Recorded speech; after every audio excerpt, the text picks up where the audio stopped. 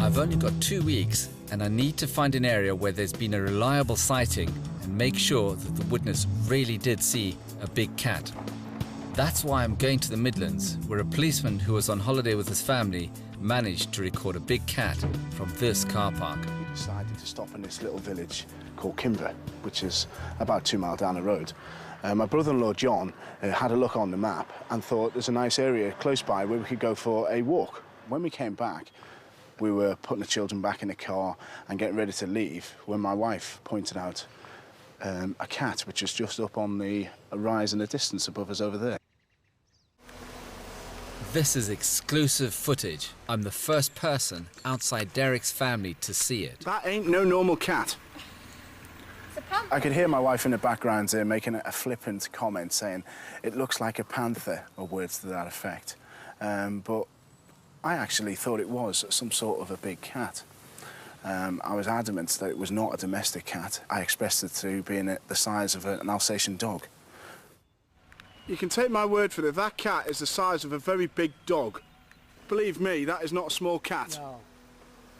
Jesus, that must be huge. The distance from where I was stood, I estimated to be approximately 300 feet. And realising the distance it was, I knew that if it was a domestic cat, it would have been a lot smaller. So I used my digital camera to zoom in on the cat, and then I could see that it had quite a long tail.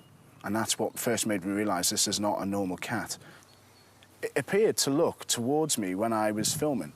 Being a loud person myself, it could probably hear me talking and getting excited the fact I was filming a big cat. It's a beast of problem. All the family all agreed that it was some sort of large cat. So it was quite exciting, yeah. It was nice to see, you know, to actually think I've actually filmed a big cat in the wild. I'm in this field that Derek filmed the leopard. And what I'm trying to do is I'm working out exactly what this cat did and why it was doing it. But just like Kenya in Africa, it was following the shadows and was thinking, what am I going to do next?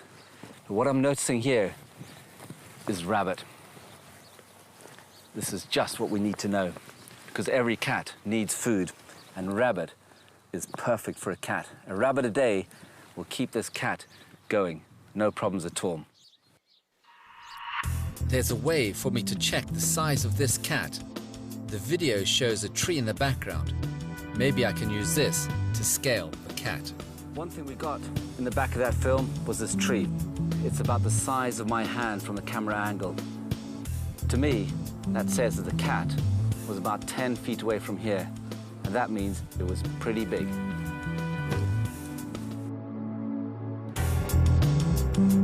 Derek has told me where the police send their footage for analysis, and I'm going to use the same methods the police used to blow up his footage of a cat and be able to watch it in slow motion. This is just great, watching this being blown up frame by frame, because just look at that. As it lifts its front pad up on the right-hand side, its front leg is huge. It's really thick. One characteristic of wild cats is that they do something called direct register, and that means that it puts its back paw in exactly the same position as its front paw, and that's to reduce the noise that it makes and to reduce the breaking of leaves or the breaking of twigs. The domestic cat doesn't do that. It only puts part of its hind pad onto the front pad when it's walking. And just as I go through this, literally frame by frame, I see more and more of the bulk, the upper bulk of its front shoulders that I couldn't see on the original footage. Now, just going through this literally frame by frame, its tail's curving down towards the ground. And as it turns to look at Derek, we can see its 2 ears pointing up and directly at Derek. And that is a cat that's extremely wary of its surroundings. There they are, look at those ears, we can see the eyes. It stops and it looks.